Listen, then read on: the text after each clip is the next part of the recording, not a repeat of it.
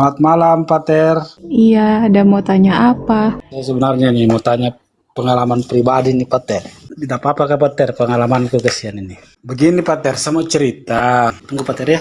Sabar. Maaf, tadi saya sudah hitung ini uang kepingan lupa lagi. Maka saya tertawa, tidak bukan tertawa kalian. Tertawa di sini kami lagi hitung ini. Tahu-tahu Pater tanya sesuatu, saya jawab. Saya lupa berapa kepingan ada di tangan saya. Oke, Halo, Pater. Ini, Pater, kan ada pengalaman pribadi nih. Saya kan dulu pernah buka usaha ini. Ya cukup majulah ya lumayan lah, Pater, ada peningkatan karena mungkin saya ya di samping kerja keras berdoa juga. Pada suatu saat saya ke gereja di paroki, saya mengaku dosa sama pastor paroki. Saya tanya sama pastor, ini saya lagi buka usaha, kira-kira kalau usaha itu mau berkembang seperti apa, pastor? Dia bilang, pastor, kau harus ikut semua perintah-perintah Tuhan begini. Ya, pastor, setelah selesai dikasihkan pengampunan dari pastor, ya saya pulang, saya kembali lagi buka usaha apa. Tapi waktu nasihat pastor yang diberikan waktu itu, saya mengaku dosa, saya anda ikuti, pastor. Saya melanggar mungkin waktu itu, akhirnya pelan-pelan saya, pastor, sedikit-sedikit dosa habis. Sampai detik ini. Jadi saya kembali ke titik terendah, 0. Jadi saya kembali renungkan lagi. Wah, kayaknya dosa saya waktu itu, pastor nasihati saya tidak ikuti. Sampai sekarang ini, saya belum berani terima komuni karena saya takut dan sampai saya melakukan dosa lagi. Jadi saat ini saya belum menerima komuni, pastor, dan usaha saya sekarang ya hancur, gagal total. Sudah dari PT langsung habis, sekarang kembali 0. Jadi maksud saya, pastor, kira-kira apa yang harus saya perbaiki dalam diriku sehingga saya bisa bangkit dan kembali lagi seperti dulu? Itu aja, pastor. pertanyaan bagus sekali. Pertanyaan dimulai dengan akar dari konflik. Engkau melihat ada konflik di sini dalam hidupmu, oke? Sebenarnya usahamu itu, perjuanganmu untuk apa yang pertama? Ini yang harus kita lihat, oke? Yakobus 4 ayat 1 sampai dengan 4 mendefinisikan konflik itu muncul dari mana. Yakobus 4 ayat berapa? Ayat 1 sampai 4. Dari manakah datangnya sengketa dan pertengkaran di antara kamu? Bukankah datangnya dari hawa nafsumu yang saling berjuang di dalam tubuhmu? Kamu mengingini sesuatu, tetapi kamu tidak memperolehnya. Lalu kamu membunuh. Kamu iri hati, tetapi kamu tidak mencapai tujuanmu. Lalu kamu bertengkar dan kamu berkelahi. Kamu tidak memperoleh apa-apa, karena kamu tidak berdoa. Atau kamu berdoa juga, tetapi kamu tidak menerima apa-apa, karena kamu salah berdoa. Sebab yang kamu minta itu hendak kamu habiskan untuk memuaskan hawa nafsumu. Hai kamu, orang-orang yang tidak setia, tidakkah kamu tahu bahwa persahabatan dengan dunia adalah permusuhan dengan Allah? Jadi, barang siapa hendak menjadi sahabat dunia ini, ia menjadikan dirinya musuh Allah.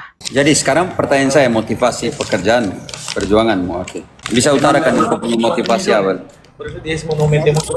Motivasi Kuromo, ya ingin membahagiakan keluarga dan ingin membangun membahagiakan keluarga, itu aja, Romo, intinya. Oke, pertanyaan saya di sini. Menurut engkau apa yang menjadi penyebab semua perjuanganmu itu ke bawah, bukan ke atas? Maksudnya, Romo, gimana, Romo? Menurut analisamu, kenapa pekerjaanmu bukannya ke atas tapi ke bawah? Mengerti nih, Romo, maksudnya gimana? Tolong jelaskan ke dia. Teman-teman yang lain bisa mengerti di atas. Sejak kapan dan mengapa pekerjaanmu itu ambruk? Kan engkau bilang tadi gitu. Ya, sejak kayaknya ini kalau saya renungkan dan saya refleksikan dalam usaha saya ini, kayaknya itu yang saya bilang tadi, Romo. Saya pengakuan dosa, pastor pernah sempat nasihatkan saya ngomong di pengakuan, bilang, pastor saya lagi buka usaha. Dia bilang, pastor kalau mau maju usaha kamu harus ikuti semua begini-begini. Itu kayaknya seperti itu. Pas saya tidak mengikuti apa yang dinasihati sama pastor, saya melanggar. Akhirnya saya itu dihancur. Jadi saya melanggar, pastor, saya berbuat mungkin tidak sesuai apa yang dikehendaki oleh Tuhan. Akhirnya Tuhan mungkin menghukum saya, tapi tidak langsung, pelan-pelan, Pastor, step by step. Hati-hati. Roma 8 ayat 1. Tidak ada penghukuman bagi mereka yang berada dalam Kristus. Engkau jangan seperti Protestan pun cara berpikir. Seperti Melatok bahwa gempa di Flores karena hukuman Tuhan. Bahaya sekali. Pastor, maklum, Pastor. Ya, Silakan Roma Roma 8 ayat. ayat 1. Demikianlah sekarang tidak ada penghukuman bagi mereka yang ada di dalam Kristus Yesus. Oke, menurut Ulangan 28 ayat 1 sampai dengan 13, doa mohon berkat, di situ ada pesan penting. Jika engkau melakukan semua perintah-perintahku, maka engkau akan mendapatkan semua berkat itu. Kita baca itu, Ulangan 28. ayat 1 sampai 13. Jika engkau baik-baik mendengarkan suara Tuhan Allahmu dan melakukan dengan setia segala perintahnya yang kusampaikan kepadamu pada hari ini, maka Karena itu ingat baik-baik. Jika engkau melakukan semua segala perintahku. Lanjut. maka Tuhan Allahmu akan mengangkat engkau di atas segala bangsa di bumi. Segala berkat ini akan datang kepadamu dan menjadi bagianmu. Jika engkau mendengarkan suara Tuhan Allahmu, diberkatilah engkau di kota, dan diberkatilah engkau di ladang. Diberkatilah buah kandunganmu, hasil bumimu, dan hasil ternakmu, yakni anak lembu sapimu dan kandungan kambing dombamu. Diberkatilah bakulmu dan tempat adonanmu. Diberkatilah engkau pada waktu masuk, dan diberkatilah engkau pada waktu keluar. Tuhan akan membiarkan musuhmu yang maju berperang melawan engkau terpukul kalah olehmu. Bersatu jalan mereka akan menyerangi engkau, tetapi bertujuh jalan mereka akan lari dari depanmu. Tuhan akan memerintahkan berkat ke atasmu di dalam lumbungmu dan di dalam segala usahamu. Ia akan memberkati engkau di negeri yang diberikan kepadamu oleh Tuhan Allahmu. Tuhan akan menetapkan engkau sebagai umat-Nya yang kudus, seperti yang dijanjikannya dengan sumpah kepadamu. Jika engkau berpegang pada perintah Tuhan Allahmu dan hidup menurut jalan yang ditunjukkannya, maka segala bangsa di bumi akan melihat bahwa nama Tuhan telah disebut atasmu, dan mereka akan takut kepadamu. Juga Tuhan akan melimpahi engkau dengan kebaikan dalam buah kandunganmu, dalam hasil ternakmu, dan dalam hasil bumimu, di tanah yang dijanjikan Tuhan dengan sumpah kepada nenek moyangmu untuk memberikannya kepadamu. Tuhan akan membuka bagimu perbendaharaannya yang melimpah, yakni langit, untuk memberi hujan bagi tanahmu pada masanya, dan memberkati segala pekerjaanmu, sehingga engkau memberi pinjaman kepada banyak bangsa, tetapi engkau sendiri tidak meminta pinjaman. Tuhan akan mengangkat engkau menjadi kepala dan bukan menjadi ekor. Engkau akan tetap naik dan bukan turun apabila engkau mendengarkan perintah Tuhan Allahmu yang kusampaikan pada hari ini kau lakukan dengan setia, dan apabila engkau tidak menyimpang ke kanan atau ke kiri dari segala perintah yang kuberikan kepadamu pada hari ini, dengan mengikuti Allah lain dan beribadah kepadanya. Demikianlah sabda Tuhan. Kasih mute Romo. Ikut semua dia punya perintah. 1 Yohanes 2 ayat 3. Tanda bahwa orang kenal Allah sebagai sumber berkat dan semuanya. Ikuti semua dia punya perintah. 1 Yohanes 2 ayat 3. Dan inilah tandanya bahwa kita mengenal Allah, yaitu jikalau kita menuruti perintah-perintahnya. Begitu. Iya, kayaknya saya menyimpang ke kanan dan ke kiri nih, Romo. Jadi nanti Ulangan 28 ayat 1 sampai dengan 13. Jadi kamu punya doa sebelum tutup dan buka engkau pun pekerjaan, supaya menjadi tanda ingatan. Dan perintah Tuhan itu cintailah. Yohanes 13 ayat 34. Yohanes 13 ayat 34. Saran untuk teman-teman, saya sekarang sudah tidak repot, sudah bosan dengan orang yang tulis aneh. Biar mereka tulis sampai mereka punya jari juga bengkok juga tidak apa. Iya, bos. Aku memberikan perintah baru kepada kamu, yaitu supaya kamu saling mengasihi, sama seperti aku telah mengasihi kamu. Demikian pula, kamu harus saling mengasihi. Galatia 5 ayat 6, hanya iman yang dikerjakan oleh kasih. Casi igual que Vietnam itu tiene ese. Galatia 5 ayat 6, sebab bagi orang-orang yang ada di dalam Kristus Yesus, hal bersunat atau tidak bersunat tidak mempunyai sesuatu arti. Hanya iman yang bekerja oleh kasih. Engkau mau diberkati damai, kedamaian? Mau Pater, mau sekali Pater, mau. Yesaya 58 ayat ke-7. Supaya jika engkau membagikan roti kepada mereka yang membutuhkan. Yesaya 58 ayat 7. Supaya engkau memecah-mecah rotimu bagi orang yang lapar, dan membawa ke rumahmu orang miskin yang tak punya rumah. Dan apabila engkau melihat orang telanjang, supaya engkau memberi dia pakaian, dan tidak menyembunyikan diri terhadap saudaramu sendiri.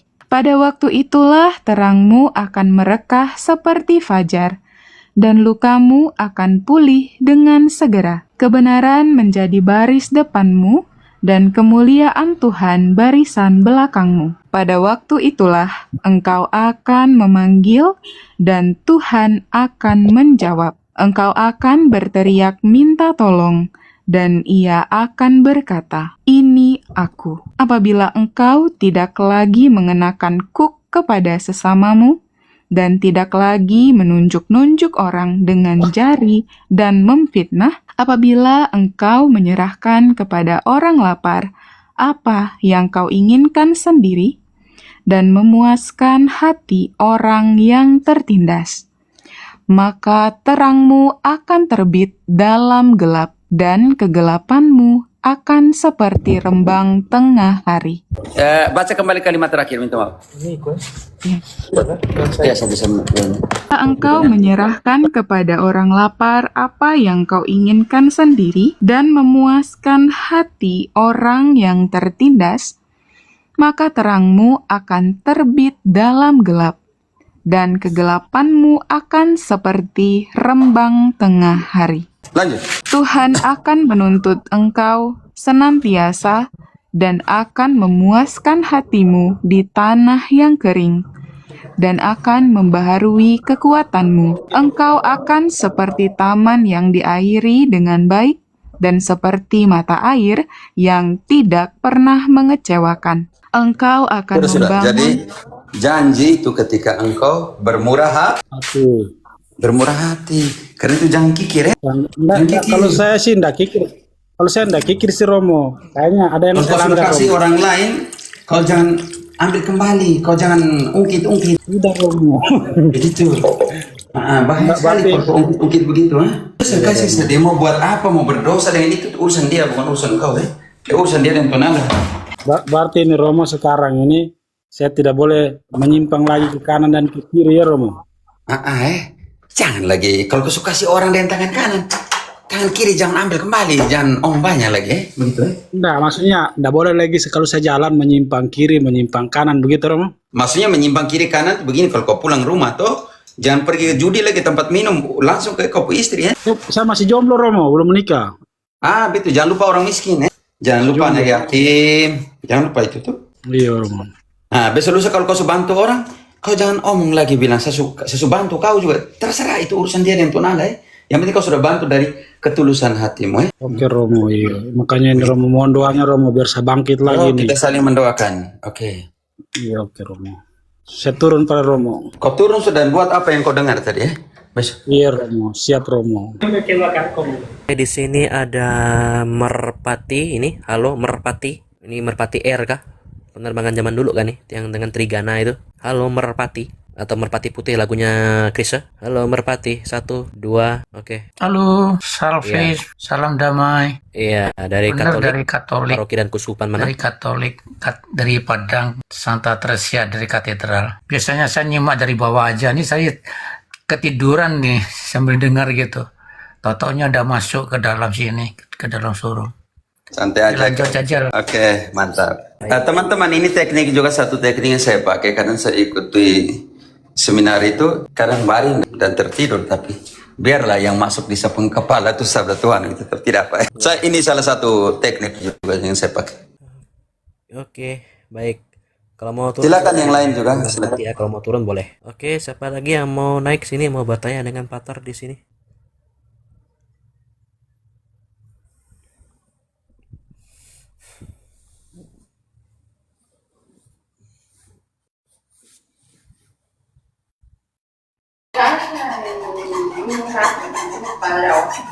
Saya mucat, Mir. Moderator coba cek yang di bawah apakah ada yang request naik untuk bertanya.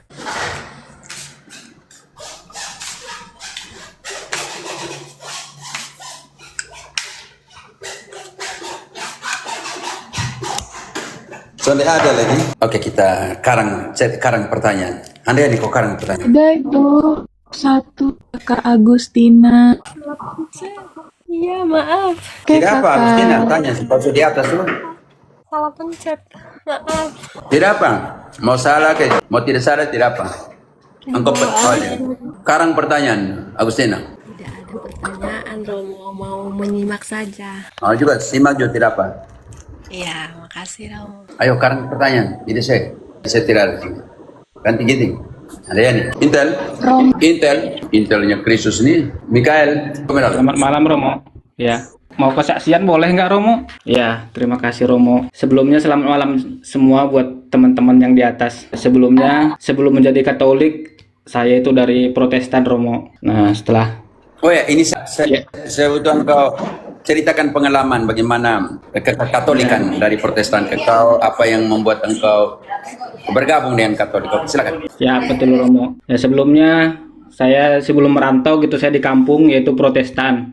Tepatnya itu bisa dibilang Protestan yang taat lah gitu Romo. Kenapa saya bilang taat? Ya orang tua dari ibu saya adalah pendiri gereja HKBP juga di kampung saya gitu. Paman saya juga pendeta, abang-abang saya juga Sintua, kalau di HKBP namanya Sintua gitu Romo. Nah, pas saya merantau ke Jawa tahun 2009 ya kan. Sebelumnya saya belum pernah ke gereja Katolik gitu, belum pernah. Tapi saya mencoba ke gereja Katolik itu kok berbeda jauh gitu kan. Ketertarikan tapi belum ada niat gitu, hanya untuk mencoba-coba saja.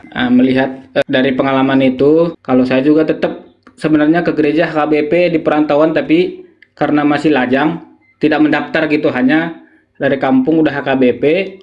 Nah ke perantauan juga tetap HKBP, tapi karena lajang tidak mendaftar kayak di Katolik itu kan masuk lingkungan gitu, tapi ini nggak masuk lingkungan gitu Romo. Nah setelah berjalan beberapa lama saya suka ikut. Nah ketemulah sama seorang perempuan Katolik juga gitu. Nah kita berteman. Setelah kita berteman berapa lama, dan dia juga pernah saya ajak juga ke HKBP gitu kan. Tapi mungkin karena di Katolik itu cara ibadahnya berbeda, kayak dia nggak masuk akal gitulah. Kok berbeda gitu kan. Kalau di HKBP itu kan biasanya nyanyi banyak kor gitu. Kornya banyak. Kor dari, kalau di HKBP kan kor ama, kor ina, kor naposo bulung gitu. Biasanya banyak gitu. Khotbahnya biasa panjang. Sementara kan kalau di Katolik itu lebih adem gitu. Oh ya, jadi karena pendeta tidak tahu mau buat apa ya, terpaksa harus omong saja tuh. Omong begitu ya.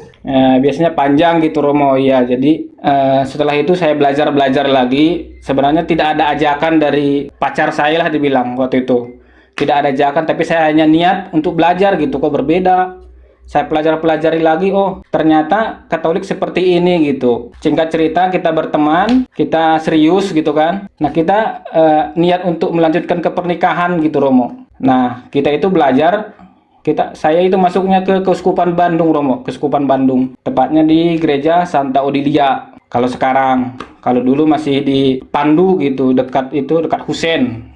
Kalau tepatnya kalau di Bandung. Nah kita belajarlah nanya-nanya lah kalau di Katolik itu gimana pernikahan gitu kan. Kebetulan saya kan masih HKBP nih. Nanya-nanya gimana karena kita udah serius gitu kan. Sebenarnya calon saya juga mau sebenarnya ke HKBP gitu kan. Karena biasa orang Batak itu kan perempuan mengikut laki-laki gitu kan. Sebenarnya mau gitu. Oh, Tapi berarti saya pacarmu juga dari Batak gitu. iya betul Romo. Oke, lanjut. Pacar saya Katolik gitu kan, tapi dia tidak pernah mengajak saya gitu, nggak pernah maksudnya Katolik begini, itu murni dari kemauan saya gitu Romo. Setelah merantau gitu kan, saya juga bersyukur dari keluarga itu tidak ada tendensi atau fanatik terhadap HKBP gitu Romo, bukan berarti meninggalkan gara-gara ada sakit hati gimana, enggak. Itu memang murni keluarga saya juga ya bersyukur, tidak ada yang fanatik dibilang enggak Romo. Jadi tetap saling mendoakan. Puji Tuhan itu kami ada 7 bersaudara, 3 udah masuk Katolik Romo. Iya, 3 udah masuk Katolik. Nah, singkat cerita tadi kita di Bandung mau pernikahan tadi. Kita KPP itu di Bandung di Santo Petrus Bandung gitu. Belajar KPP untuk persiapan perkawinan, terus dilanjut lagi ke untuk kanoniknya juga di Bandung. Pas surat-suratnya dikirimlah ke kampung itu kan dari suratnya tidak sama kita gitu, ternyata hubungan paroki dengan paroki di sana.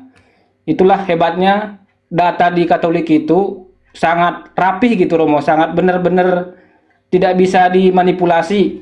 Dan Jadi engkau tidak akan bisa menipu.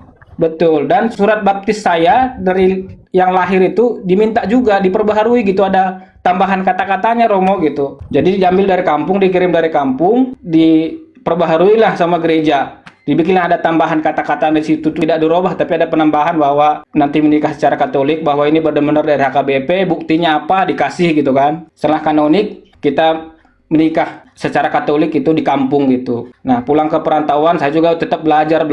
Pada akhirnya tahun 2016 baru saya menerima komuni, berhubung karena kerja juga Romo kan. Jadi selama itu saya belum komuni gitu, masih ikut belajar mendalami Katolik. Tahun 2016 baru saya menerima komuni. Itu sungguh perasaan luar biasa, apalagi lagu di Katolik itu membuat saya terenyuh gitu kan. Membuat saya dalam hati itu ada lagunya gini, syukur kepadamu Tuhan.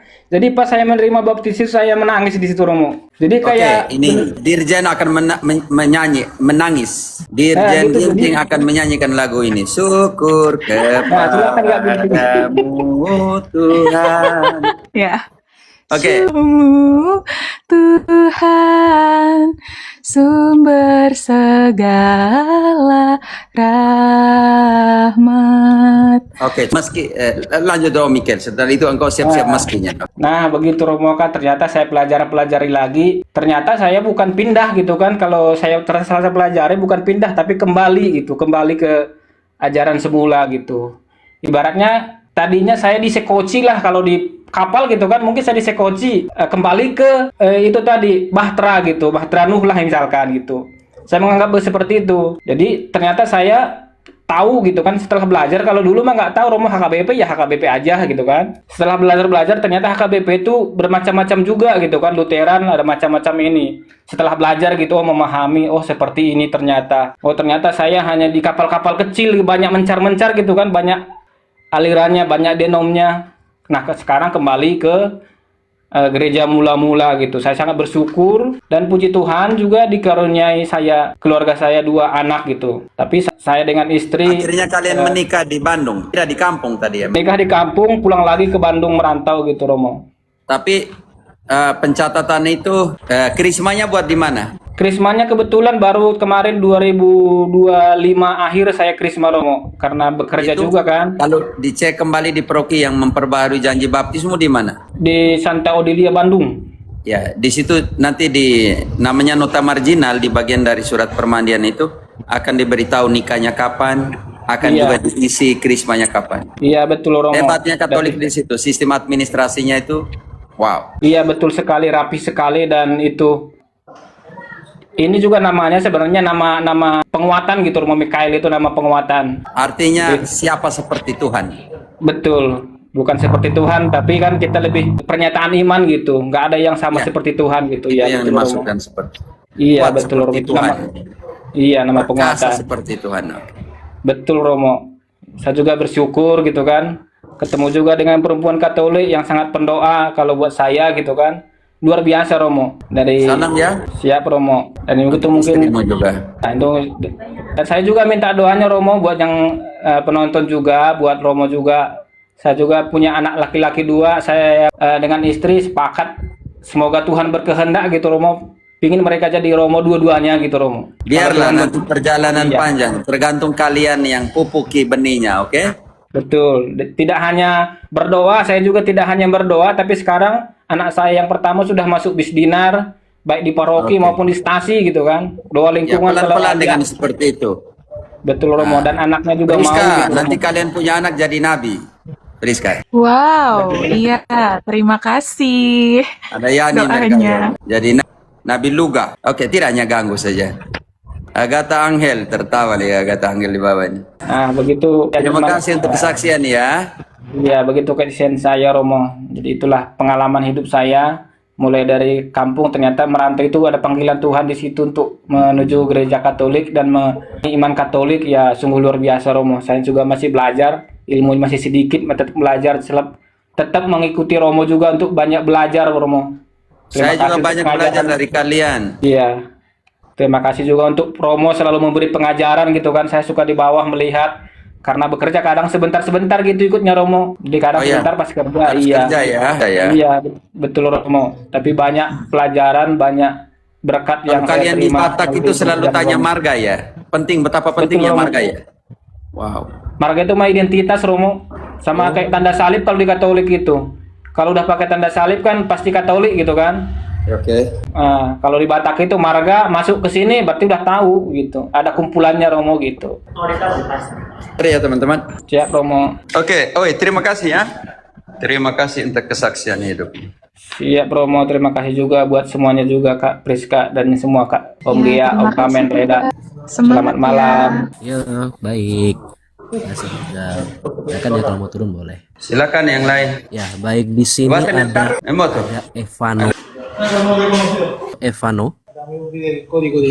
Dari Paroki Maria Fatimah Magelang. Oke, dari Magelang. Silakan apa yang mau disampaikan atau ditanyakan ke Romo. Mau tanya ini Romo. Dulu saya hidup di panti asuhan. Pemimpinnya itu dari panti asuhan family rumah tangga itu. Dia seorang prodiakon. Terus. Tiap malam itu, Yo, silakan. nah waktu doa malam itu prodiakon ini sharing, dia orang yang sudah dikubur. Itu gimana ya Romo? Pembaptisan itu hanya untuk orang yang masih hidup. Tidak ada pembaptisan. Dia membaptis orang yang sudah dikubur. Iya, di kuburan Romo. Tidak ada pembaptisan orang sudah mati. Itu dia prodiakon itu sharing Romo, sharing pengalaman hidup. Dia pernah baptis orang Dia yang mimpi sudah atau dia buat itu? dia buat Romo. Ini harus laporkan Pastor Proki prodiakon seperti ini. Pembaptisan hanya untuk orang yang hidup. Kalau baptis rindu ya urusan Pastor Proki ya untuk mereka yang katekumen dan meninggal sebelum dibaptis. Prodiakon baptis orang yang sudah mati. Itu sharingnya udah lama sih Romo. Tapi prodiakonnya itu sekarang sudah meninggal. Karena saya masih ingat biasa kayak gitu, makanya saya pertanyakan Romo. Biar sudah, kalau dia sudah meninggal biar sudah. Lah pikir dia masih hidup. Oke, sekarang makna dari pembaptisan itu yang pertama, memohonkan hati nurani yang baik. Kalau dia sudah mati, bagaimana memohonkan hati nurani yang baik? 1 Petrus 3 ayat 21. Bagaimana memohonkan hati nurani yang baik kalau dia sudah mati? 1 Petrus 3:21. Juga kamu sekarang diselamatkan oleh kiasannya, yaitu baptisan. Maksudnya bukan untuk membersihkan kenajisan jasmani, melainkan untuk memohonkan hati nurani yang baik kepada Allah oleh kebangkitan Yesus Kristus. Artinya pembaptisan memohonkan hati nurani yang baik. Oh, tu vas a salir solo. Jadi pembaptisan itu untuk biar pastor dia kasihan saya. Adik-adik dia yang keluar sendiri. Jadi pembaptisan itu untuk ada apa yang kau beli? Labu Jepang tuh? Considera y con esto. Habichuela, sidra, habichuela con zanahoria. Sí, está bien. No pasa nada. Ok. Segunda cosa, Flavio vende pollo, vende corazón molleja. No, del pollo no. Es muy perezoso para pasar allá cerquita. Vaya, vaya, vaya, compra. Tú no traes nada entonces, ¿sí? Yo tengo que salir a San Antirito. ¿Tú vas a hacer arroz con qué? ¿Qué va a comer carne? ¿Qué? Ay, no, con esto y ensalada de ayer. Para no hacer mucho. Sí. Y panir no sé a qué hora viene. Bueno, listo entonces. ¿Pero ellos van a almorzar aquí? La muchacha no alcanza a llegar. No, 2 muchachos no. Pues entonces panir sí. Entonces 4, no más. Aloy se va a almorzar allá en, ¿cómo se llama? En la parroquia arriba. Parroquia de Buenos Aires. Silakan. Tadi sampai di mana tadi? Sampai di 1 Petrus 3 ayat 21. Oke. Bagaimana mungkin membaptis orang yang sudah mati? Kalau pembaptisan itu memohonkan hati nurani yang baik. Bagaimana kita memohonkan hati nurani yang baik untuk orang yang sudah mati? Bisa mengerti, Om? Bisa mengerti, Romo. Pembaptisan orang yang hidup, makanya diberikan hidup baru. Maka di situ ada perbedaan antara pembaptisan Yohanes dan pembaptisan Yesus. Ginting Matius 3 ayat ke-11. Matius 3 ayat 11. Aku membaptis kamu dengan air sebagai tanda pertobatan. Tetapi ia yang datang kemudian daripadaku lebih berkuasa daripadaku, dan aku tidak layak melepaskan kasutnya. Ia akan membaptiskan kamu dengan Roh Kudus dan dengan api. Di situ Yohanes bilang, Yesus akan membaptis dengan apa? Yesus membaptis dengan api. Dan roh. Itu untuk orang hidup orang mati? Untuk orang hidup, Romo. Tolong ya, jangan batu orang mati ya. Jawaban sudah bisa dimengerti, Pak? Bisa dimengerti. Pertanyaan ini pernah saya DM ke Romo dulu. Saya susah balas orang punya DM. Oke. Baik, Romo, itu aja, Romo. Terima kasih, Romo. Bahasa Spanyol yang tadi kami omong. Kalau sini ngomong bahasa Spanyol. Oke, silakan yang lain. Oke, di sini ada Kasiki apa ini? Kasiki Memotakito. Halo, Kasiki. Ya, Orang Jepang. selamat malam Romo. Yo. Saya berasal dari NTT dan ini saya mau bertanya soal seorang Katolik dari lahir dan sekarang saya merupakan Katolik yang taat, Romo. Dan saya mau bertanya soal LGBT, Romo. Apa bisa? Silakan. Sebelumnya disclaimer dulu, saya merupakan seorang pria yang normal, artinya orientasi seksual saya normal. Dan saya seorang Katolik sejati, karena itu saya mengikuti aturan Katolik bahwa misalnya ada umat Katolik yang istilahnya kalau kita sebut menderitakan kurang tepat ya, karena katanya itu bukan penyakit. Kalau misalnya ada yang masuk golongan LGBT, mereka tetap mendapat hak dan kewajiban atau berkat yang sama kan, Romo, tetapi perilaku penyimpangan yang dilarang. Setahu saya seperti itu. Nah, ini hanya merupakan secara pribadi saya kayak cuma merasa iba atau kasihan pada mereka saja, Romo. Karena mungkin ya, apalagi 1-2 minggu terakhir ini kita mendengar berita kayaknya di Bogor atau di Lampung ya, itu kan ada fenomena berburu boti istilahnya, kalau Romo tahu, Romo mendengar. Dan itu mereka mengejar para LGBT ini dengan kekerasan verbal maupun non-verbal fisik seperti itu, yang membuat saya kayak merasa kasihan begitu. Karena begini, kalau memang sebagian besar orang itu kan melihat para LGBT ini kan kayak mungkin orang merasa jijik atau benci begitu. Tapi kalau saya pribadi, Romo, saya melihat mereka ini kayak penderita begitu. Meskipun kita dunia sudah sepakat itu bukan penyakit, tapi saya sebagai pribadi saya melihat mereka ini sebagai makhluk manusia yang benar-benar kurang beruntung bahwa mereka ini dilahirkan di dunia yang dimana semua manusia itu sepakat kalau menikah sesama jenis itu dilarang. Yang diperbolehkan adalah menikah dengan lawan jenis. Bagi saya mereka tuh cuma manusia yang tidak beruntung. Seandainya mereka itu bisa memilih sebelum mereka dilahirkan ya, Romo, pasti mereka juga tidak mau dilahirkan dengan orientasi seksual seperti ini. Itu itu perasaan iba dari secara personal saja. Karena saya memang belum meneliti, main saya kurang jauh, saya kurang baca banyak. Saya belum tahu apakah sudah ada orang yang bisa sembuh dari itu Romo, kayak homoseksual begitu. Karena bagi saya yakin bahwa penyimpangan itu kan, itu dari lahir itu kan mereka sudah membawa gen itu, sehingga sampai besar ada pemicu sedikit saja, ya kan itu akan muncul begitu. Karena bagi saya yakin bahwa itu memang, saya memang kurang baca banyak apakah sudah ada yang sembuh, tapi bagi saya itu kan tidak bisa disembuhkan Romo.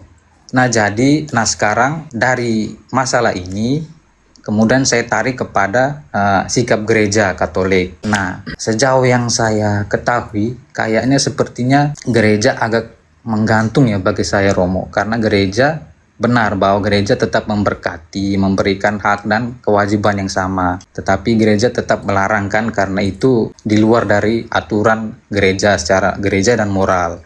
Nah, terus yang ingin saya tanyakan kira-kira dari gereja Katolik sendiri, apakah ada solusi untuk mereka Romo? Artinya saran gitu. Kayak bagi umat Katolik yang punya orientasi begini, saran untuk kalian itu seperti apa Romo? Karena mereka ini kan menghabiskan sisa hidupnya itu kan tidak boleh menikah dengan sesama jenis. Itu kayak kita memaksa mereka untuk menikah dengan orang yang mereka tidak cintai. Kan seperti itu Romo. Kayak kita yang normal dipaksa untuk menikah dengan jenis sama, kurang lebih saya berpikir seperti itu Romo. Jadi kalau dari gereja sendiri sebenarnya saya sudah mengerti. Ya. Yang pertama, saya tidak bisa mengubah secara biblis, secara teologi, secara eklesia tentang perkawinan sesama jenis. Itu yang pertama. Itu, Romo. Yang kedua, sikap ini telah ditunjukkan oleh Paus Fransiskus di dalam Fiducia Supplicans-nya tahun 2023. Kalau engkau bertanya tentang sikap gereja, seorang paus mengeluarkan dokumen penting sekali bagaimana menghargai mereka seperti ini. Tetapi di sini tidak bisa saya dengan konsep apapun untuk membenarkan perkawinan sesama jenis. Kalau saya bongkar kitab suci, parah. Kitab suci itu keras sekali terhadap mereka yang seperti ini. Tetapi siapakah saya dalam Yohanes 8 ayat 11 untuk menghakimi? Yohanes 8 ayat 11. Jawabnya, tidak ada Tuhan. Lalu kata Yesus, aku pun tidak menghukum engkau. Pergilah dan jangan berbuat dosa lagi mulai dari sekarang. Pergi dan jangan berbuat dosa lagi mulai dari sekarang. Di dalam Roma 1 ayat 27, 26, 27 itu keras sekali Santo Paulus omong tentang gejala-gejala seperti ini. Roma 1:26. Karena itu Allah menyerahkan mereka kepada hawa nafsu yang memalukan, sebab istri-istri mereka menggantikan persetubuhan yang wajar dengan yang tidak wajar. Demikian juga suami-suami meninggalkan persetubuhan yang wajar dengan istri mereka, dan menyala-nyala dalam berahi mereka seorang terhadap yang lain, sehingga mereka melakukan kemesuman laki-laki dengan laki-laki, dan karena itu mereka menerima dalam diri mereka balasan yang setimpal untuk kesesatan mereka. 1 Korintus 6 ayat 9 sampai 11. 1 Korintus 6 ayat 9. Atau tidak tahukah kamu bahwa orang-orang yang tidak adil tidak akan mendapat bagian dalam kerajaan Allah? Janganlah sesat orang cabul, penyembah berhala, orang berzinah, banci, orang pemburit, pencuri, orang kikir, pemabuk, pemfitnah, dan penipu tidak akan mendapat bagian dalam kerajaan Allah. Yang pertama dari segi perkawinan, saya belum ambil kepada tindakan pastoral. Allah menciptakan laki-laki dan perempuan dengan misi beranak cuculah dan bertambah banyak. Kejadian 1 ayat 28. Kejadian 1 ayat 28. Allah memberkati mereka. Lalu Allah berfirman kepada mereka, beranak cuculah dan bertambah banyak.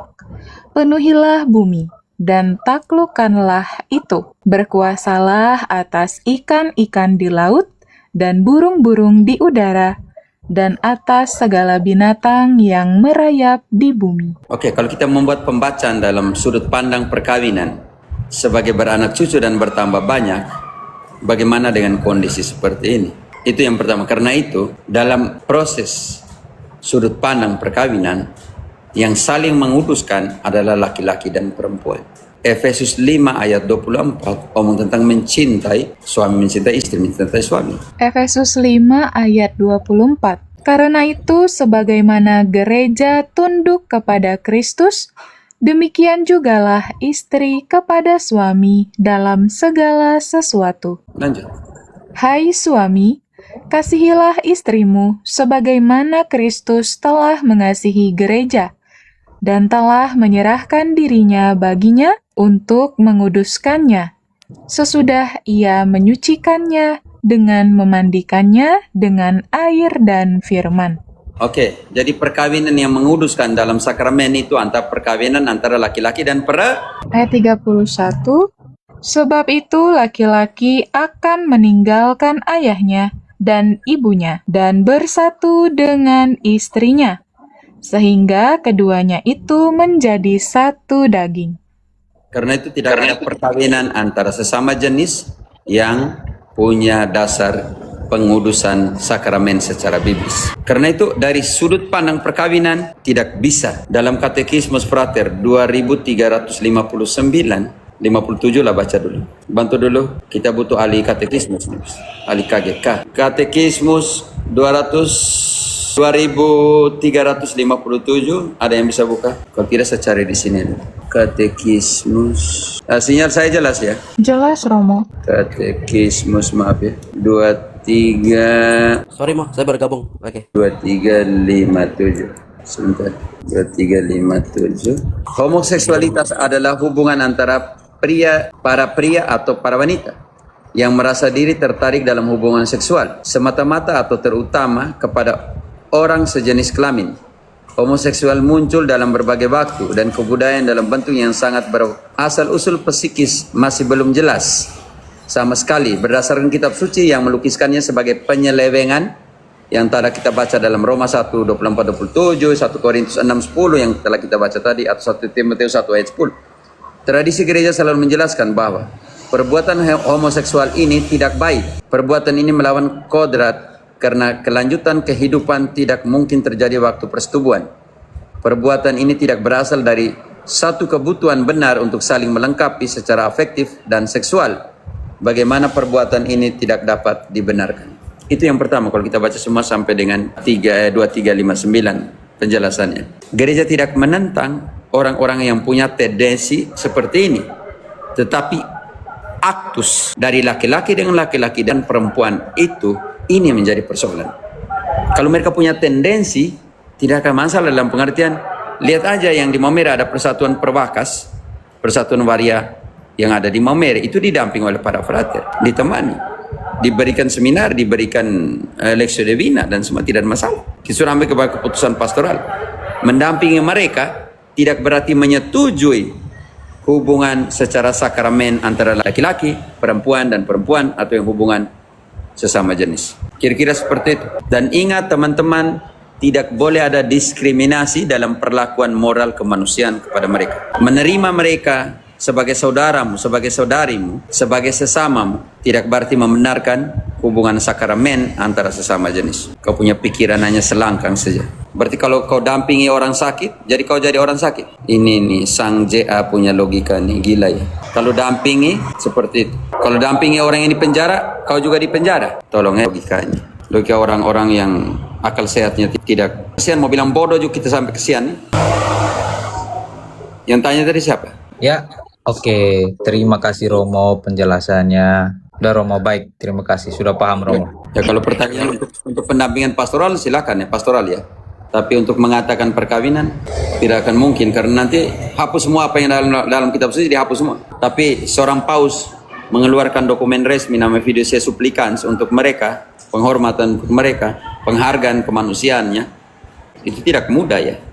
Tetapi besar sekali hatinya Paus Fransiskus ini. Ya, Sang JA, jadi engkau juga mirip mereka. Engkau ini salah satu orang yang tukang diskriminasi. Kesian sekali engkau. Ya Mo, kalau mungkin kalau bahasa mudanya, kalau pemikiran kayak gitu, berarti kalau saya mendampingi para anak jalanan, berarti saya jadi orang jalanan berarti. Gitu. Jadi kami sini yang mendampingi yang mereka yang pengguna ini substansi yang dilarang, ya artinya kami juga pengguna narkoba. Kan jadi lucu. Iya, betul. Mo. Terlalu apa? Pemikiran yang terlalu sempit. Sudah begitu dia punya nama Sang lagi. Namamu adalah Misimu. Kesian sekali yang. Oke, silakan. Yang lain ada Mopers, Ada Reski Antono, Romo. ada Chin. Ya, kita ke Reski dulu. Silakan. Selamat malam, Romo.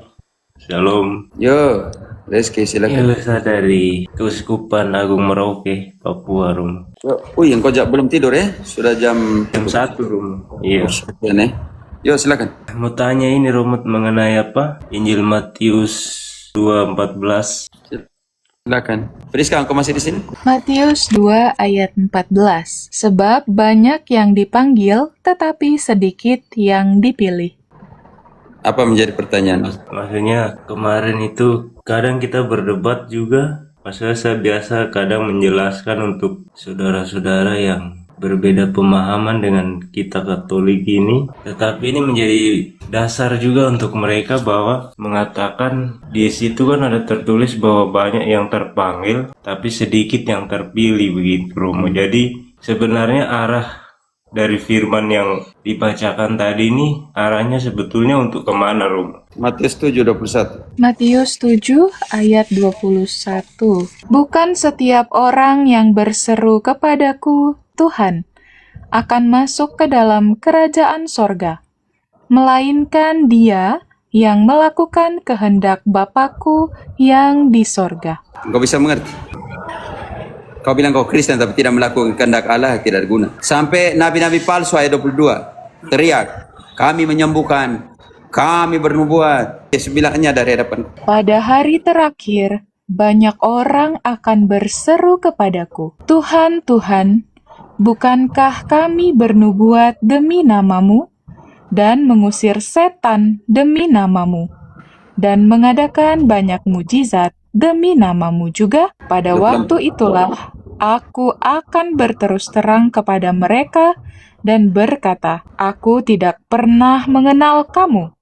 Enyahlah daripadaku, kamu sekalian pembuat kejahatan. Banyak yang dipanggil, sedikit yang dipilih. Yesus bilang barang siapa makan tubuhku dan minum darahku, banyak orang pergi tidak mau, atau pergi, atau tidak pergi. Contoh nih, kita ambil contoh nih. Yesus bilang makan tubuhnya, minum darahnya, nanti ada yang pergi. Contoh kita ambil satu sampel kecil. Contoh, langsung contoh nyata.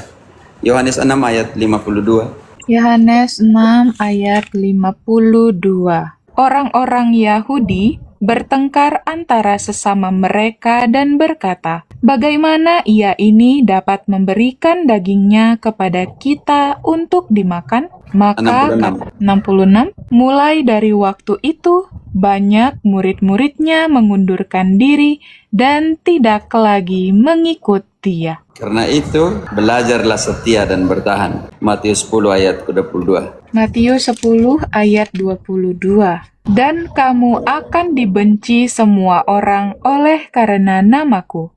Tetapi orang yang bertahan sampai pada kesudahannya akan selamat. Matius 24 ayat 13. Matius 24 ayat 13. Pernyataan sama yang barusan kita baca dalam Matius 10.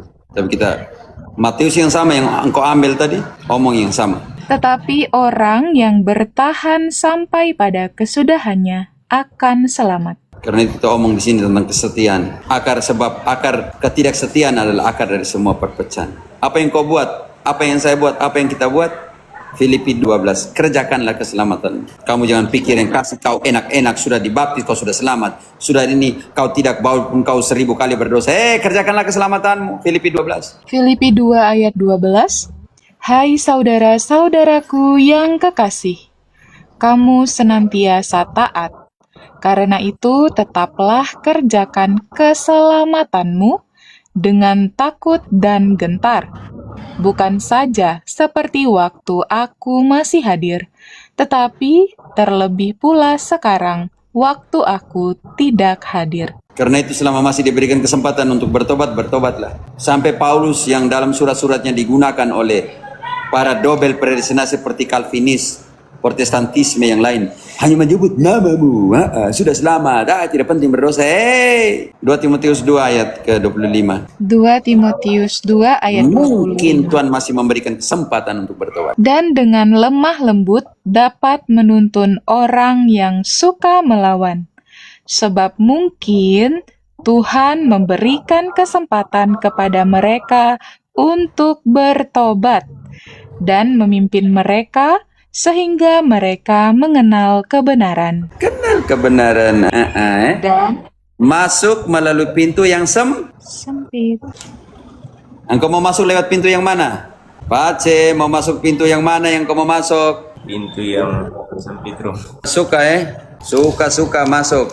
Enak sekali Ini nih, sebentar ya teman-teman, eksegesis pintu yang sempit, bagus sekali. Kalian bisa lihat atau cahaya terlalu keras? Anatomi pintu yang sempit membongkar Matius 7 melalui lensa etimologi sejarah dan teologi biblis. Kajian eksegesis. Di dalam Matius 7, 13-14 sebelum ayat 15 dia omong tentang nabi palsu. Masuklah melalui pintu yang sempit itu karena lebarlah pintu dan luaslah jalan yang menuju kebinasan. Semacam arah paradoks dan kontradiksi. Masuk melalui pintu yang sempit karena lebarlah pintu dan luaslah jalan. Wow, kenapa pintu sempit? Dan banyak orang masuk melaluinya. Karena sempitlah pintu dan sesaklah jalan yang menuju kepada kehidupan. Dan sedikit orang yang mendapatinya. Di sini pukulan terberat untuk double predestinasi Calvinis. Mereka katakan bahwa mereka telah ditetapkan untuk di sini berjuang masuk melalui pintu yang Di situ ada kontradiksi dengan Injil atau tidak dari pemahaman Calvinis bahwa mereka telah ditetapkan untuk selamat-selamat. Saudaraku. Ada, Rom. Ada pertentangan atau tidak ada pertentangan secara biblis. Sedangkan di Matius 7, 13-14 omong tentang masuk melalui pintu yang sampai dengan orang kaya di dunia ini. Waktu dia mati dia hanya butuh 1,5 meter hanya untuk kasih isi dia peti mati. Selesai, tidak bawa banyak. Dimensi 2, konteks sejarah. Realitas di balik teks, kata-kata Yesus tidak diucapkan di ruang hampa. Pendengar abad ke-1 memahami gerbang dan jalan bukan sebagai konsep abstrak, melainkan realitas arsitektur militer dan sivil sehari-hari. Ketika pintu utama, gerbang utama ditutup, maka disinilah yang digunakan adalah pintu lubang jarum atau mata jarum demi kebutuhan militer, demi keamanan dan security. Fungsi utama dari gerbang utama lebar, akses utama kereta, kuda, pasukan militer, dan pedagang besar, unta dan lain sebagainya. Karakter tidak membutuhkan penyesuaian. Anda bisa masuk dengan segala kebesaran pasukan dan beban komersial Anda. Tetapi ketika pintu utama ditutup, maka pintu kecil ini yang dinamakan pintu mata jarum. Fungsi gerbang malam atau akses pejalan kaki individu saat gerbang utama ditutup untuk keamanan. Karakter memaksa pelintas untuk turun dari tunggangan. Anda wajib menanggalkan bagasi dan senjata untuk bisa memasuki satu persatu. Ingat, karena itu engkau tidak bawa banyak, tidak bisa bawa apa-apa. Sindrom bagasi besar. Di abad sekarang, bagi pendengar abad pertama, metafora Yesus sangat jelas. Gerbang lebar adalah jalan kekaisaran. Mudah diakses, penuh kompromi, penuh akomodasi, keleluasan, otonomi, dan kekuasaan manusia. Gerbang sempit membutuhkan demilitarisasi ego. Artinya engkau harus tanggalkan semua. Tidak mungkin melewati gerbang postern sambil membawa bagasi pembenaran diri ala kaum Farisi. Itu adalah jalan kerentanan, sangat rentan, rapuh, absolut. Dimensi ketiga, teologi biblis, kanon dan kristologi. Sejarah dan etimologi hanyalah kerangka untuk menemukan nyawa dari metafora ini. Kita harus meletakkannya dalam tradisi panjang kitab suci dan klaim radikal Yesus tentang dirinya sendiri. Akulah apa? Oke, kita lihat akar perjanjian. Akar perjanjian lama, paradigma jalan lebar, Mazmur 1, jalan orang fasik yang binasa. Jalan lebar bagi pemazmur adalah jalan orang fasik. Mazmur 1 yang mengatakan paradigma jalan sempit, jalan orang benar yang dikenal Allah. Karakter jalan Di dalam jalan lebar, otonom, memanjakan ego, minim gesekan moral. Di dalam jalan sempit, ada ketaatan radikal, penyangkalan diri, penuh rintangan atau stenos. Profil pelintas, mayoritas kolektif, banyak orang mengikuti arus budaya. Sedangkan di dalam jalan sempit, individu minoritas, sedikit orang berjalan melawan arus. Destinasi akhir di jalan lebar adalah kehancuran atau yang nama apoleia. Sedangkan jalan sempit, destinasi final atau telos akhir adalah kehidupan kekal bersama dengan Allah.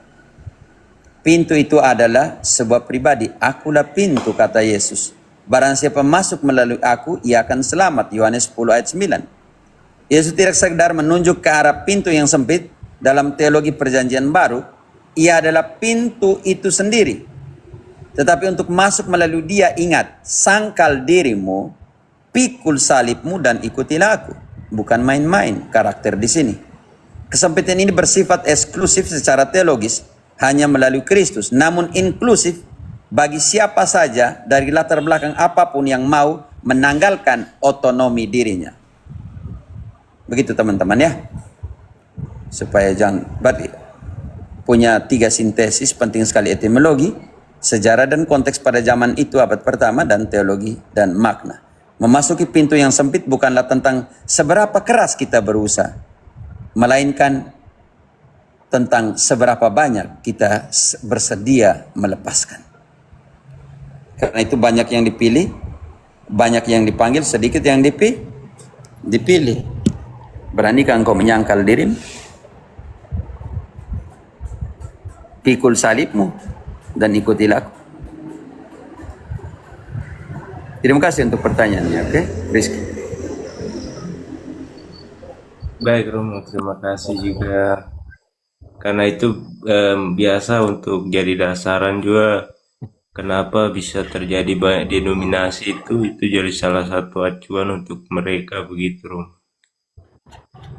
Denominasi itu terjadi karena Roma 16 ayat 17-18. Engkau mau tahu, Santo Paulus omong tentang akar dari perpecahan.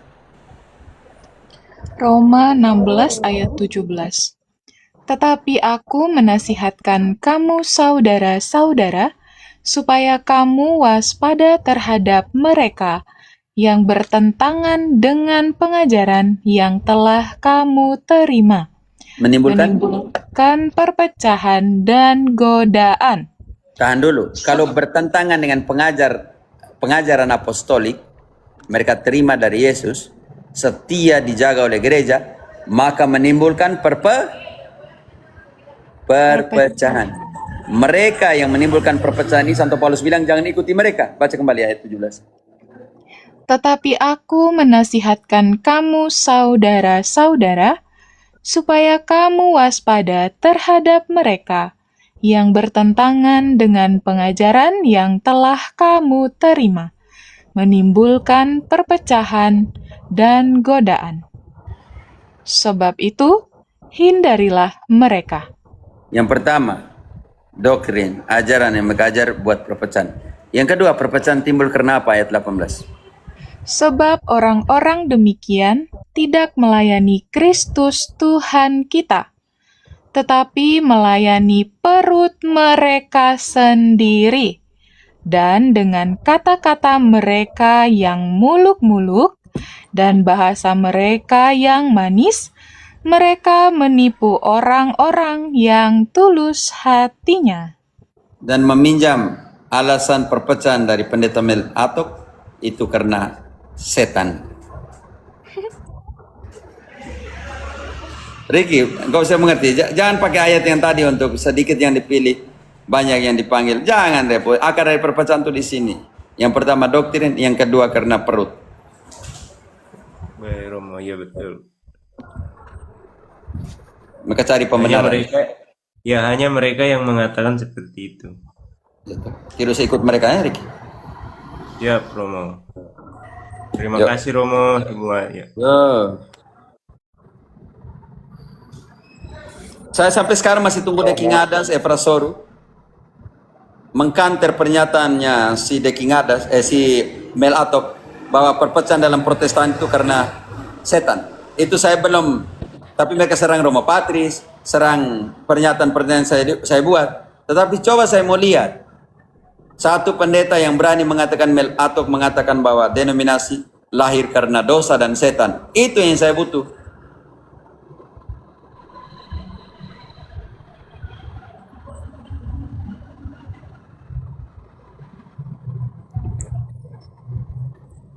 Kalian sudah temukan Fiti dari The King Hades? Efrasoru tentang Melatok bilang perpecahan karena setan? Sudah kan? Belum. Nah, berarti tunggu, mereka atur dulu. Mereka buat sinode buat konsili antara mereka dulu. Clearkan perpecahan karena dosa atau perpecahan karena apa? Seru tuh, konsili denominasi proti. Lagi jalan-jalan di New York, Melatoknya.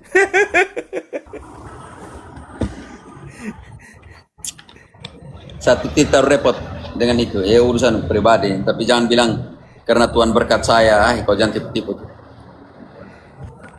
Tuhan bilang kau pergi membantahkan, pergi menderita, pergi pikul salib. Itu yang Tuhan suruh.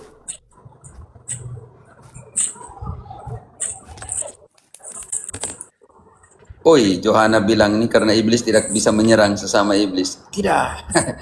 Engkau punya alasan. Oke, silakan Cin. The Jin. Selamat malam di Surabaya, Romo. Saya dari gereja Santo Yakobus Surabaya. Romo. Saya sering mengikuti di TikTok ini. Kita mesti dari proti-proti kan sering-sering serang dan tidak percaya. Kita tahu Bunda Maria itu tidak berdosa dan tidak berhubungan dengan Joseph hingga memiliki saudara kandung Yesus ya. Banyak sekarang lagi rame di hal-hal tersebut, Romo.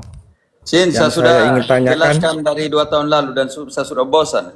Jelaskan terus. Tapi yang saya tanyakan beda, Romo. Yang saya tanyakan, berarti langsung engkau yang kau tanyakan saja. Kenapa Bunda Maria diangkat ke surga? Tidak diceritakan di dalam secara detail di dalam Alkitab, Romo, tidak dimasukkan. Jadi kan itu kan suatu peristiwa besar dan juga tidak di apakah transkripnya ada? Mohon saya diberi informasi cerita atau diberi pengajarannya, Romo, mengenai ini. Misteri agung Tritunggal Maha Kudus juga tidak disebutkan kata Tritunggal Maha Kudus dalam kitab suci. Ya. Jadi Tapi kita kan harus ini kan mulai peristiwa besar, Romo. Jangan Waktu sentuh Maria. Bunda Maria diangkat ke surga. Ya, saya bisa mengerti. Kalau begitu misteri tan agung, yang paling agung, besar sekali, Tritunggal Maha Kudus, tidak tertera kata Tritunggal Maha Kudus. Dalam kitab suci tidak ada. Tapi rujukan ayat ada.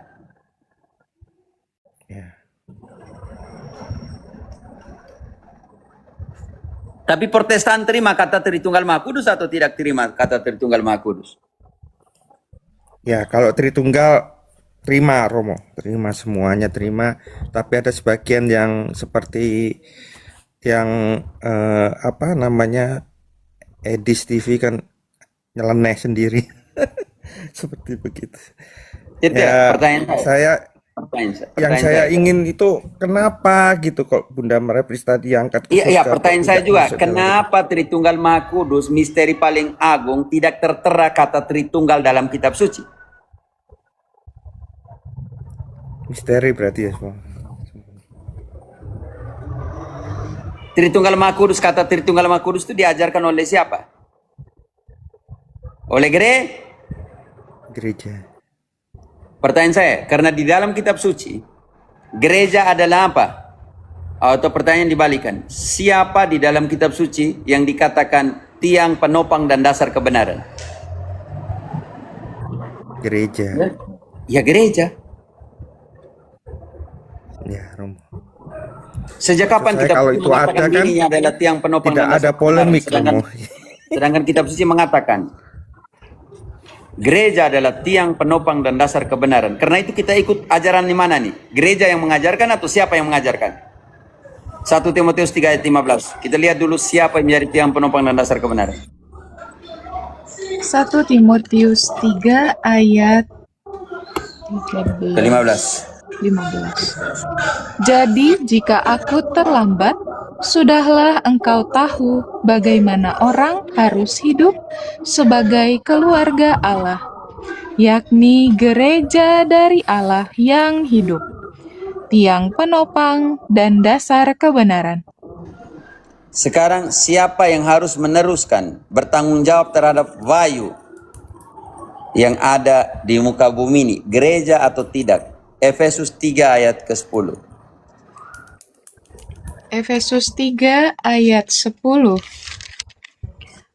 Supaya sekarang oleh gereja diberitahukan berbagai ragam hikmat Allah kepada pemerintah-pemerintah dan penguasa-penguasa di surga. Karena itu melalui apa? Pelbagai hikmat itu diteruskan di dunia ini. Melalui siapa? Melalui gereja. Karena itu butuh setia kepada apa yang diajarkan gereja atau tidak. Betul. Ya. Iya butuh.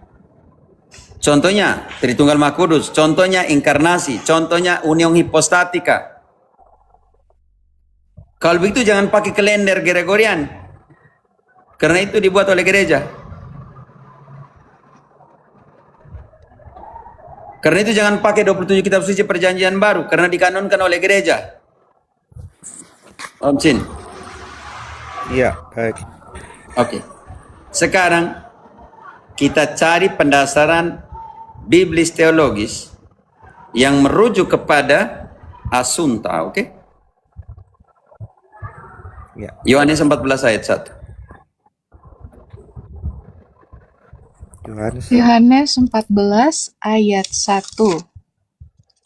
Janganlah gelisah hatimu, percayalah kepada Allah, percayalah juga kepadaku. Lanjut. Di rumah Bapakku banyak tempat tinggal. Jika tidak demikian, tentu aku mengatakannya kepadamu. Sebab aku pergi ke situ untuk menyediakan tempat bagimu. Dan apabila aku telah pergi ke situ dan telah menyediakan tempat bagimu, aku akan datang kembali dan membawa kamu ke tempatku, supaya di tempat di mana aku berada, kamu pun berada. Pertanyaan saya di sini, Yesus ada di mana, Om Chin? Yesus ada di surga. Berarti ibunya tidak boleh ada di sana menurut Protestan. Hanya Protestan bisa ada dengan Yesus, tapi kecuali ibunya. Tapi di Wahyu kan sudah disebutkan, Romo. Ya, tidak. Kan Jangan ada. dulu lari ke Wahyu. Jangan dulu lari ke Wahyu. Masih santai aja dulu. Kita pakai logika, pelan Pak. Pakai proses, oke? Saya akan antar ke Wahyu. Nah, bagi Yesus, di mana aku berada, di situ pun kamu berada. Protestan bilang, benar. Di mana Yesus berada, kami juga berada. Tapi Bunda Maria tidak bisa. Logika bisa mengerti logika Protestan dan logika kita. Logika Yesus, di mana aku berada, di situ pun kamu berada. Bagi Protestan, mereka bisa berada dengan Yesus, tetapi kecuali ibunya Yesus. Soal caranya bagaimana itu urusan kemudian. Yang pertama kita lihat di situ. Yesus bilang, supaya di mana aku berada, aku akan membawa kamu ke sana. Supaya di mana aku berada, di situ pun kamu berada. Pertanyaan, Yesus ada di mana sekarang? Di surga. Dia bawa ibunya atau tidak? Pasti, Romo, kalau itu. Protestan bilang tidak. Dia bawa kami yang Protestan, tetapi Yesus tidak mau bawa ibunya. Kan jadi lucu. Mereka juga tahu Bunda Maria ada di surga, tetapi kan yang dimasalahkan pada saat di bumi Bunda Maria itu kan juga berdosa begitu, Romo. Jadi dianggap Bunda Maria sama Musa sama Elia sekarang sudah sama-sama di surga seperti begitu. Oke, sudah mengerti. Sekarang pertanyaan saya. Elia berdosa sebagai manusia? Iya, Romo. Oke. Henok berdosa? Nah, itu yang saya nggak tahu, Romo. Ya, pertanyaan saya, Henok berdosa atau tidak berdosa sebagai manusia? Elia diangkat atau tidak diangkat? Kalau dilahirkan, Tunggu dulu, karena pernyataan bahwa kalau dia berdosa dia mati, bisa mengerti? ya benar. Pertanyaan saya, Elia mati atau tidak mati? Tidak, Romo. Elia diangkat menurut satu raja-raja, Elia diangkat dengan kereta berapi. Iya, Romo. Henok diangkat juga. Iya, Romo.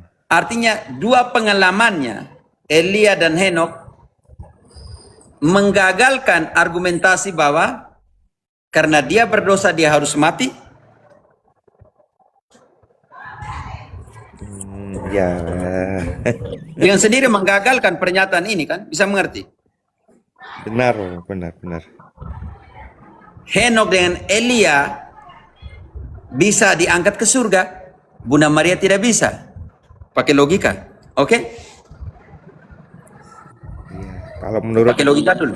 saya, Bunda Maria ya pasti karena dia Bukan. Bunda Saya Yesus. untuk ambil konsep Protestan, maka saya jelaskan dari sudut pandang Protestan. Pelan-pelan supaya sampai ke Katolikan, oke? Komparasi seperti ini. Bagaimana seorang Protestan, pendeta Protestan menjelaskan ketidakmatian Elia dan Henok, walaupun mereka itu manusia berdosa. Kalau pernyataan bahwa Maria berdosa pasti mati, di sini kegagalan total. Karena itu mereka harus menjelaskan argumentasi kontra di dalam kitab suci yang mengatakan Elia dan Henok tidak mati. Tidak mati. Pakai logika Tapi dulu. diciptakan di Alkitab, sedangkan Bunda Maria tidak. Itu yang Pelan-pelan, engkau jangan dulu. Ya. Pelan-pelan. Saya sudah omong tadi. Tritunggal Maha Kudus tidak ada dalam kitab suci kata itu, tetapi mereka terima. Engkau tidak mengerti? Mengerti, Romo. Inkarnasi tidak ada dalam kitab suci, tapi mereka terima.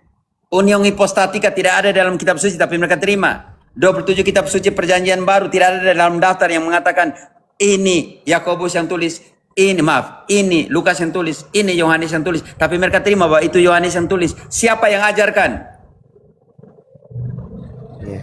Gereja.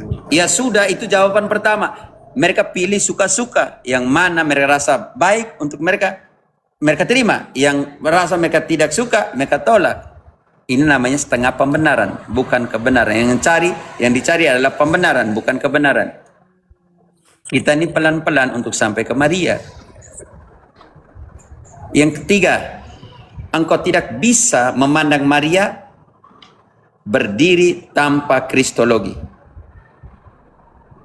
Pertanyaan saya, menurut kitab suci, kita baca dulu ayat ini. Di dalam Ginting, di dalam Matius 7 ayat ke-18, di situ dikatakan apa? Matius 7 ayat 18. Tidak mungkin pohon yang baik itu menghasilkan buah yang tidak baik, ataupun pohon yang tidak baik itu menghasilkan buah yang baik. Ayat 20. Ayat 20. Jadi, dari buahnya lah kamu akan mengenal mereka. Oke, pertanyaan saya untuk Om Chin. Dari buahnya orang mengenal pohonnya. Untuk mengenal pohon, orang harus lihat apa? Ya, bibit ya.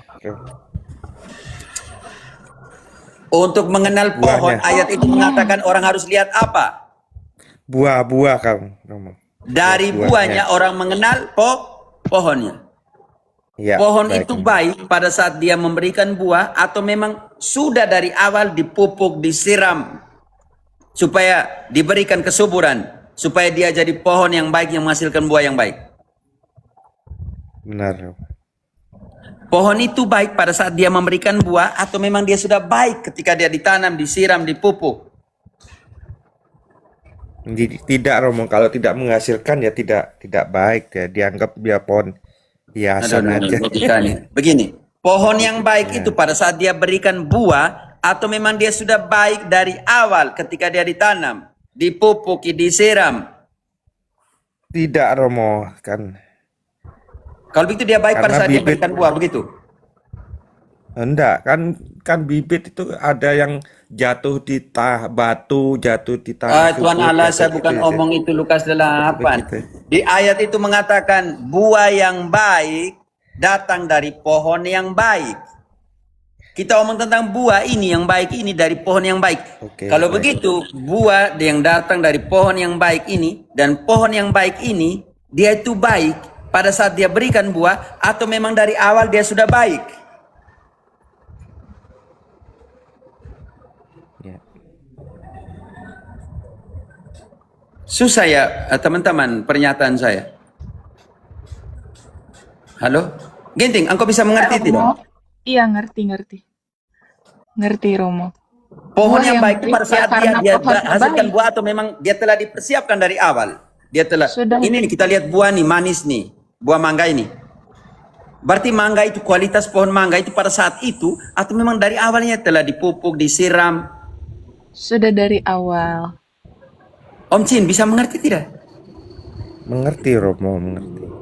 Berarti kebaiknya pohon itu sudah dari awal atau tidak? Ya Romo, dari awal. Oke.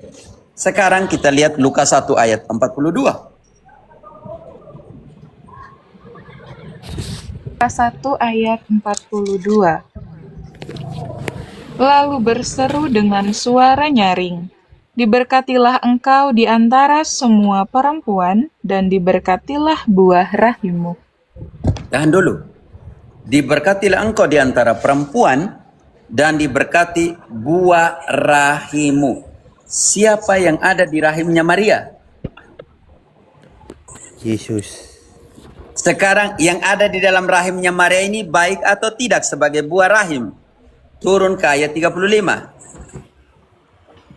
Ayat 35, jawab malaikat itu kepadanya, Roh Kudus akan turun atasmu, dan kuasa Allah yang Maha Tinggi akan menaungi engkau. Sebab itu, anak yang akan kau lahirkan itu akan disebut kudus, anak Allah. Buah rahim yang ada di rahim Maria sebagai buah rahimnya kudus atau tidak kudus? Kudus Romo. Karena pohon dilihat dari buahnya dan buah rahimnya Maria kudus, maka pohon Maria ini kudus atau tidak kudus? Kudus Romo. Ya perkara selesai. Logika Benar. sangat sederhana. Makanya pendeta baca kitab suci baik-baik, Efrasoru dan kawan-kawan. Kalian bilang back to Bible memberikan jawaban, kamu tidak percaya lagi. Yang keempat, ini yang saya mau tunjukkan kepada kalian. Baca Wahyu 12 ayat ke-5. Perempuan dalam Wahyu ini melahirkan siapa? Wahyu 12 ayat 5. Maka ia melahirkan seorang anak laki-laki yang akan menggembalakan semua bangsa dengan gada besi. Tiba-tiba anaknya itu dirampas dan dibawa lari kepada Allah dan ke tahtanya. Perempuan ini melahirkan seorang raja. Ya, Raja. Di dalam Lukas 1 ayat 33, turun kembali, tahan di Wahyu 12, turun ke Lukas 1 33. Perempuan yang melahirkan seorang raja namanya siapa? Dan ia akan menjadi raja atas kaum keturunan Yakub sampai selama-lamanya, dan kerajaannya tidak akan berkesudahan. Dan siapakah namanya? Ayat 26-27. 26. Dalam bulan yang ke-6, Allah menyuruh malaikat Gabriel pergi ke sebuah kota di Galilea bernama Nazaret. kepada seorang perawan yang bertunangan dengan seorang bernama Yusuf dari keluarga Daud. Nama perawan itu Maria. Perempuan yang melahirkan raja di dalam kitab suci itu namanya siapa? Lukas tadi? Dalam Lukas tadi? Maria. Maria. Kembali ke Wahyu 12 ayat ke-5 sudah dibaca, melahirkan seorang raja. Sekarang perempuan itu dibawa kemana ayat 6? Perempuan itu lari ke padang gurun, di mana telah disediakan suatu tempat baginya oleh Allah. Tahan dulu. Tahan dulu. Perempuan itu dibawa ke tempat yang disiapkan Allah baginya. Berapa waktu di situ? Supaya ia dipelihara di situ 1260 hari lamanya. 1000 di dalam numerologi kitab suci artinya tak terhingga. Supaya perempuan itu dipelihara di tempat yang telah ditentukan Allah itu tak terhingga.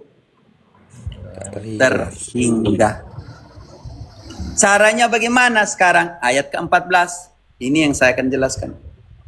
Ayat 14.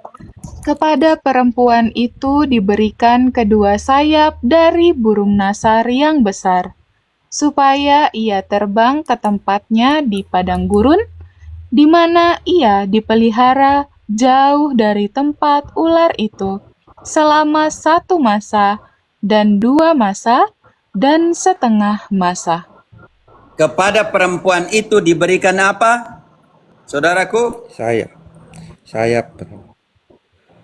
Supaya dibawa ke tempat di padang gurun itu jauh dari setan.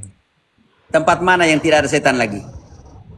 Surga, Perkara selesai karena tidak bisa bernoda masuk ke sana. Malaikat yang tidak setia dibuang dari sana. Kalau kita baca ke Yesaya 14, tapi tidak usah ke sana. Kita lihat di sini. Kepada perempuan itu diberikan 2 sayap dari burung Raja Wali. Marilah kita menganalisa eksegesis dari simbol apokaliptik menuju dogma Maria diangkat ke surga. Dogma Maria diangkat ke surga tidak dimengerti oleh Protestan karena mereka pikir tidak ada pendasaran biblis untuk menganalisa itu. Oke. Kita lihat saudara dan saudariku yang terkasih. Secara teks literal, perempuan bermutasi dengan sayap burung nasar di padang gurun. Yang telah kita baca, tolong mute-kan dulu. Teman-teman yang belum mute. Bagaimana teks apokaliptik ini menjadi kerangka utama bagi dogma Asunta. Dogma gereja, Maria diangkat jiwa dan badannya ke dalam kemuliaan surga. Mari kita analisa. Sandi apokaliptik cara kerja penglihatan Yohanes. Krisis sejarah, penganiayaan gereja perdana yang dilakukan oleh 2 kaisar besar, Neron dan Domitianus. Neron tahun 64 dan Domitianus tahun 90-an. Yohanes di Pulau Patmos menulis untuk umat yang terancam. Yang kedua, visi simbolik, sandi. Pesan di deskripsi dalam simbol, naga, sayap, binatang, agar tidak dipahami oleh kekaisaran Romawi, namun dipahami oleh umat beriman. Realitas spiritual, simbol menyingkapkan kebenaran teologis yang melampaui sejarah fisik, kemenangan mutlak Allah. Jawaban juga untuk Efrasorus supaya lebih pintar. Kepada perempuan itu diberikan kedua sayap dari burung nasar yang besar, supaya ia terbang ke tempatnya di padang gurun, di mana dipelihara jauh dari ular itu. Dipelihara jauh dari ular itu. Sekarang kita lihat, kata ginye Yunani menunjuk pada Hawa baru, sekaligus representasi umat Allah. Ingat di Kejadian 3:15. Pterigas, sayap Yunani, bukan mutasi fisik, simbol perlindungan dan intervensi ilahi. metafora standar perjanjian lama. Maka sekarang kita akan sentuh perjanjian lama tentang sayap. Trepheta Yunani diberikan makan, dijaga, atau yang tadi diterjemahkan dikata pelihara sepenuhnya oleh anugerah, bukan usaha sendiri. Efrasoru, tolong belajar. Jejak sayap Raja Wali, Aidum, bahasa penyelamatan ilahi. Kita bisa bandingkan, tolong ginting di dalam Keluaran 19 ayat 4, ketika orang Israel melalui padang gurun. Keluaran 19 ayat 4. Kamu sendiri telah melihat apa yang kulakukan kepada orang Mesir, dan bagaimana aku telah mendukung kamu di atas sayap Raja Wali, dan membawa kamu kepadaku. Pertanyaan saya untuk Pendeta Efrasoru, apakah ayat ini mengatakan bahwa Allah pasang sayap Raja Wali untuk melindungi orang Israel? Saya tertawa. Wahyu 12:14, diberikan kedua sayap dari burung nasar. Garis bawahi, sayap Raja Wali, sayap burung nasar. Kesimpulan teologis, sayap adalah kode Alkitabiah untuk tindakan penyelamatan Allah yang cepat, penuh kuasa, dan tak tertandingi, bukan sayap literal. Efrasoru, pintar sedikit. Padang gurun, bukan kematian, melainkan suaka. Tempat pemeliharaan ilahi, makanya digunakan kata trephetai. Secara historis, tempat bangsa Israel diberi manah. Ingat, Israel menerima manah di mana? Di padang gurun. Secara teologis, ruang di mana musuh, naga, dosa tidak memiliki yurisdiksi. Bagi sang perempuan, tempat di mana ia sepenuhnya dilindungi dari korupsi dan maut. Karena itu, baca kembali ayat 14 dari Wahyu 12. Jauh dari ular, dari naga, dari setan. Wahyu 12 ayat 14. Kepada perempuan itu diberikan kedua sayap dari burung. John, saya sudah jelaskan dari awal, engkau tanya perempuan itu siapa, Tuhan Allah, yang melahirkan raja. Namanya siapa? John. Oke. Baca kembali. Wahyu 12 ayat 14. Kepada perempuan itu diberikan kedua sayap dari burung nasar yang besar, supaya ia terbang ke tempatnya di padang gurun, di mana ia dipelihara jauh dari tempat ular itu, selama 1 masa, dan 2 masa, dan setengah masa. Artinya tak terhingga waktunya. Jauh dari apa? Ular, setan. Ular ini siapa? Ayat 9. Ayat 9. Dan naga besar itu si ular tua, yang disebut iblis atau setan, yang menyesatkan seluruh dunia, dilemparkan ke bawah. Ia dilemparkan ke bumi bersama-sama dengan malaikat-malaikatnya. Naga, ular, setan ada di mana kalau begitu? Di mana? Ginting, barusan. Dilemparkan ke mana? Bumi. Sedangkan perempuan itu dibawa ke tempat yang jauh dari ular-ular. Artinya tidak ada setan di situ? Ya, satu saja tempat yang tidak ada setan lagi. Di mana? Padang pasir. Surga. Ya, analisa ya Bapak ini kita sudah jelaskan dari tadi, masih gagal. Oke, jembatan tipologi dari tabut perjanjian ke surga. Perjanjian lama, tabut emas murni, wadah sabda Allah tidak boleh disentuh oleh kecemaran. Wahyu 12, jembatan, sang perempuan sebagai tabut perjanjian baru melahirkan sabda yang menjadi daging. Dogma Katolik, asumta, karena ia adalah tabut baru yang tidak bernoda, tubuhnya tidak mengalami korupsi maut. Dua lensa membaca Wahyu 12, keselarasan bukan kontradiksi. Pendeta Efrasoru, keselarasan bukan kontradiksi. Sang perempuan, tolong mute-kan dulu. Pak Jin. Simbol sang perempuan, makna eklesiologis gereja, umat Allah yang melahirkan Kristus ke dunia. Makna tipologi, kalau Efrasori tahu baca kitab suci dalam pengertian tipologi atau prefigurasi, dia akan menjadi pintar. Makna prefigurasi tipologi, Bunda Maria, sang Hawa baru yang secara fisik melahirkan Yesus. Ayat 5 tadi mengatakan melahirkan seorang raja. Saya Raja Wali. Di dalam makna eklesiologi, penyelenggaraan ilahi bagi gereja di tengah penganiayaan.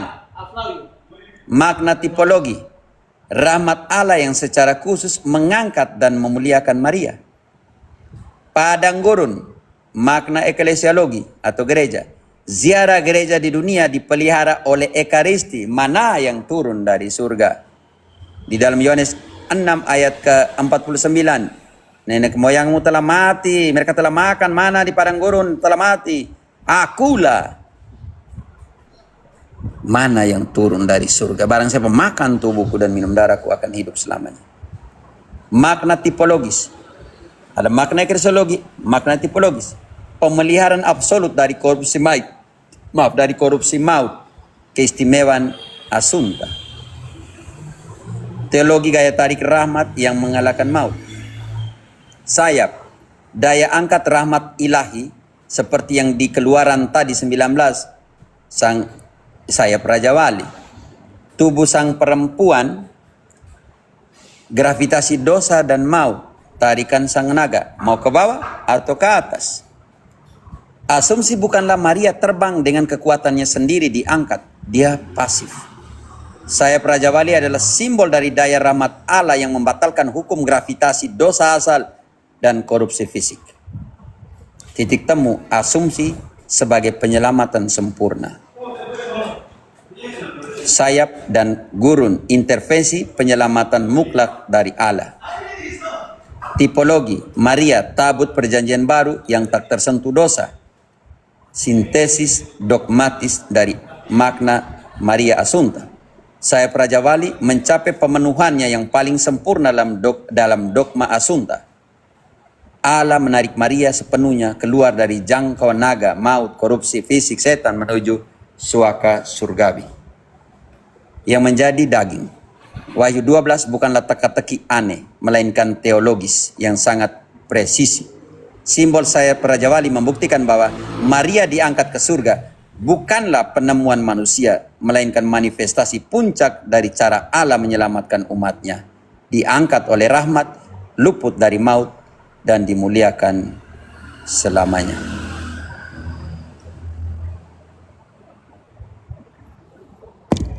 Engkau mau katakan bahwa tidak ada pendasaran biblis?